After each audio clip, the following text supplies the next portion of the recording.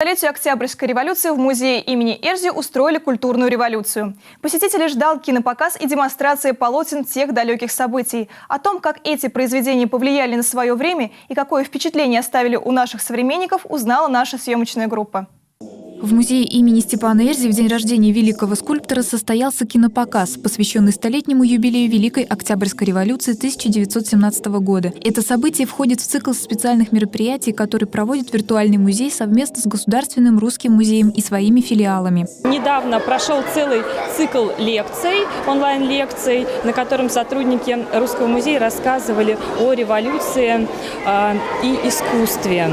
И сегодняшнее мероприятие, такое необычное, это просмотр фильма Русского музея, который посвящен двум картинам. Фильм «Праздники на Дворцовой» рассказывает об интереснейших картинах известных художников Василия Купцова и Бориса Кустодиева. Эти две картины связаны между собой тем, что описывают события, происходившие в начале 20 века на Дворцовой площади Санкт-Петербурга. Кадры документальной хроники 20-30-х годов и произведения живописцев смогли перенести зрителей в то время, которое имеет особую отметку в истории. Кинопоказ завершил цикл мероприятий и был бы неполным, если бы не включал в себя знакомство с двумя картинами Игоря Сидельникова. Работы народного художника Мордовии повествуют о событиях, имевших большое значение как для российского государства, так и в частности Мордовского края. Рузаевка, декабрь 1905 год, знаменитая картина Игоря Сидельникова, которая принесла ему большой успех, которая рассказывает о событиях,